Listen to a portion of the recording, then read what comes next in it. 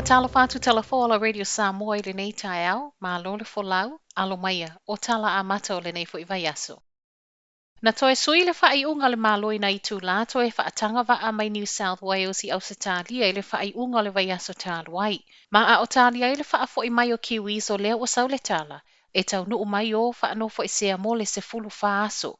O le mai asau o tala I le whaopopo ma le whaatetele o le Koviti I New South Wales, wa sau noile min style Koviti Chris Hepkins, I le toe sui o le mafau o le malo, ma whaatua I ai faigamalaga o le sone lanu meamata na fuafua e whaafo I mai I tangata Niu Sila, o lo poloka I lea stete. Sau no Hepkins, wa maua lunga le tūlanga la matio Niu Sila o no cases I tua I le community of New South Wales. Ma o leona toe tau fia I mai le whaiunga o le vaiaso wha moe moe toe tatala tae au.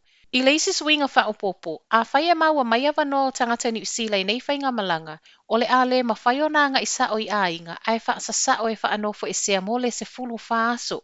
Peita I o le ano nofo fua, e au no ma se totongi o potu o le a faanofoesea ai. Whailo fo I le minsta, e a whea potu o wa aile malo e whaawa noa e faanofoesea I latou nei mai New South Wales. Tu sama le luafe lima se lau tangata Niu Sila wa a fia I le swinga muli o le malo. Peita I tali tonu le minsta, silia I lea nai lo le sao mai o le Koviti I tonu o Niu Sila. Ai mo I latou I Queenselani, o le alava na whaataunu ina lava faigamalanga I le whaiunga o le vaiaso e pei ona fuafuaina e toe whaafoi mai ai tangata QE. Ua ngani mai se tasi o tangata whaipisinisi I Aukilani, se I alofa e toe whaafoi mai le tautonga le fulisa e te wai tui o le Koviti lea na Gaoia I le whaiunga o le vaiaso. O le waweao laso to na I lea na oso whai ai le au ngaui le nofuanga I Penrose, sa te wele kopa e whaapea na fausia whaapitoa, mo le fulisa malu lue ono te wai le silia ma le 5 miliona tui o le Koviti. Ele o whailo ina le suafa le insinia au kilani, pau o lea, o lo nga lue nei mo se polo keti initia, ma pau ma salsalonga o lo iai o le li whaipisinisi, o lea sa ngau ia ma le wha moe e o e fua, peto e whaata watu. Ua atili whaingatai so e suenga ui o lea na ma wata I mea po e ata pita ai, e su e atu le numero taavale o plates gaoi, ua I a aho nei o leoleo le nei mata upu.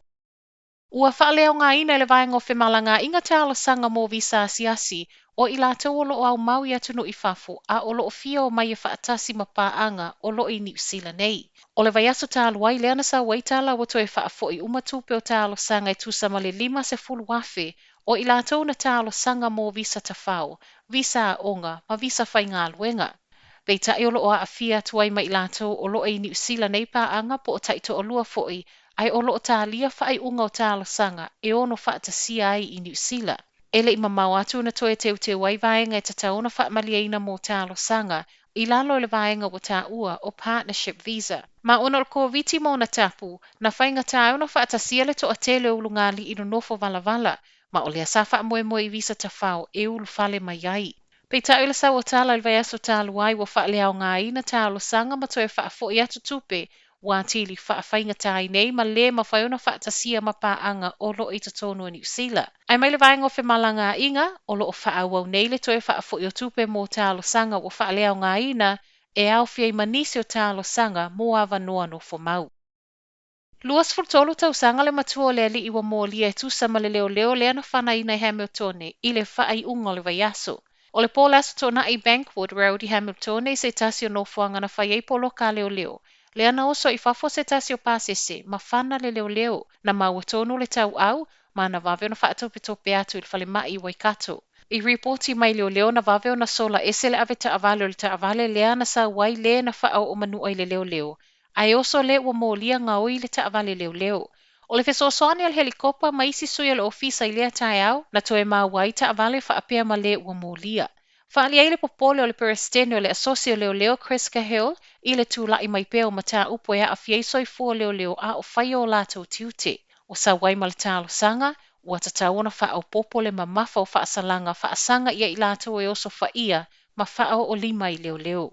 Tala whaai o nei tae au, o le so lea whaato a taula I le waafangota le Viking Bay, lea o loo iai seila to o lua o whaamaonia il Koviti. O lea ua tasi le vaiaso talu o nalu ese atu lea waama le au whaangota o loo filo ai ma le to o lua o whaamaonia ua maua il Koviti. Ma ua whaamautino mai le vaengo tiute, o lea ole aanga I sao I Ueligitone taulai, I le mai a whewhalo a iai po o whea le uafu a taulai. Ua tapena leoleo ino le no fuanga le uafu le atau nui ai le vaafangota, pe ona ta ua le vaengo tiute, ma ua fuafua fo i ave ese mai le au vaai to lua se fulu, i se taimi o le aso e maua lalo le tūlanga ono la matia o tangata lautele. O le to atelo le nei au va o le awina atu i no fuanga faanofoesea, ma o le au whainga ruenga fo i o le a ngafa masiaki o le au va au faamauti no mai fo i, ua mai a whaia uma o latou tui pui pui o le Koviti.